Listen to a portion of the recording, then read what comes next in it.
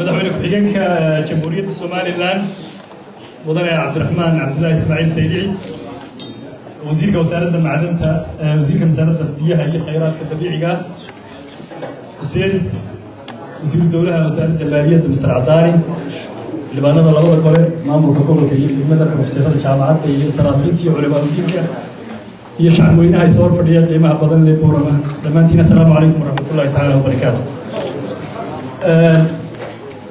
hambaliyada iyo umahadnaqa waan la qabaa odayaashii ugu horreeyey iyo dadaalka ay muujisay shirkadda shaabo waan uga mahadcelinaa waan ugu abaalhaynaa waxaa ila socda laba iyo waftiga ka mida laba wasiiroo labaduba reer bari oo waxaan isla malaha kelmad waxaa lagu siiyey barigana faan badan baynu ku naqaanaa ha u yar faanaanaysiin marka weliba faankii iska baynajarka ahaa ee bariga maahay ku waaqaca ku salaysan baan iska faanaynaa nin baa ila soo hadlay maalin reer barigaas wuxuu yidhi warnimayow nimankiina reer galbeedka ah faanka ma in kharash idinku weydiinayaad moodaysa war bahalka cidinma laho cidina kharash idiin qabsan maysee iska faani markaa mar haddii aan waxa kharash laynagu soo dallacaynin waan ku dhega barjaynaynaa maanta mudane madaxweyne gobolka kan awdal guud ahaantii aan isku dare waxaa laga markhaati kacayaa oo dee aan la boonbooninay inay waxaa la yidhaha state buildingka dowlad dhisidda hormood ka ahaayeen inay dariiq dhisidda hormood ka ahaayeen inay waxbarashada hormood ka ahaayeen inay biyaha hormood ka ahaayeen haddaba waxaasoo dhan maxaa dhisa maxaa keena caqli baa keena cilmi baana fuliya madaxweynuhu ugu faani kari maayo meeshuu ka soo jeedaaye wasiir cadaani madaxweynaha waxaa tiraa caqligii iyo cilmigii Somaliland baan maanta booqday dhamarkaynu ku noqono caawaadii la yidhaahdo intaas waa iga fadhiya message-ka u weynaa culuseen xukuumadda maanta faraya waxa weeye horta nimeeyo hawdee xukuumadda aanu xisbigeeda maanta ka tirsannahay shacabkuuna ma tunne waxa idinkaga maqanna waan ka doonnaa laakiin dee wadda hagaagsan baanu marnaayo ka manfac badan tii hore taqaaniin waxaan maanta halkan xukuumadda ka faraya sanduuqa la yidhaha Somaliland Development Fund oo dhowr iyo 50 milyan ku jira caqli maaha suurtagalna maaha mana qabato 400 baa biyaha boorama gobolka dhan kaga jira ma aqbali karayaan anigoo ku hadlaya dareenka shacbiga Afrika qofku markuu wanaagsanaado ardayga wanaagsan ee waxbarashada fiican jaayisad baa la siiyaa waa la abaaliyaa haddii la yidhaahdo ardaygaasi wuu shaqaystay ka saaqidka ha la abaaliyo waxbarashada hoos u dhacaysatay waa la wada saaqidaya marka waxaan leenahay haddaan biyihii qabsanay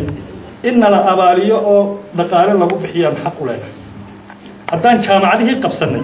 in dhaqaalaha wax loogu daraan xaq u leenahay marka encouragement buu gobolkani u baahan yahay andaya gada bursi u bixin salaasan iyo naga taagay marka anigoo aad u hambalyeynaya xukuumaddu waxqabadkii inta ay jirtay abaalmaguda waa wicil baa layidhi waan ka abaal celinaynaa waan ugu mahadnaqaynaa waa muddadaa 60 sano dhow ee ummadda Soomaalida la yidhaahdo dowladnimada haysato markii ugu horreysay magaalada boorama dariiq laami soo galo xukuumadda maanta joogtay madaxweyne ku-xigeenkeedii ka fadhiyo waa ugu abaalhaynaa waan ugu mahadcelinaynaa waana ugu abaalgudaynaa waxa kaloo iyadana halkan ugu abaalgudaynaa uga mahadcelinaynaa intan aadka u dhimatay dariiqii ee quruxdii dariiqaasi soo saari lahaa caqabada ku ee dila iyo kala baydh u dhaxaysa ee wada godka noqotay ee qofkii u soo raaxo tagi lahaa isaga oo aan tabcaan dareemin markii dariiqaas Cabdiraxmaan markii ka warramay aan bilaabaynay anagu berigii economically value-giisa uu dariiqaasi dhaqaalaha waddanka gobolkan uu ku hayay iyana hortimitay sababtuna waxay ahayd waxa kaliya aniga emotionally moralkaygaba kiciyay ee aan sida madaxa ugu galay magaalada wajaale la yiraahdo magaalo ganacsi boorama waa magaalo ganacsi labaduba marketka Ethiopia ku xidhay dekada barbarayna wada isticmaalaan oo uga soo tagaan wajaale waxay barbaro u jirtaa 250 km 250 km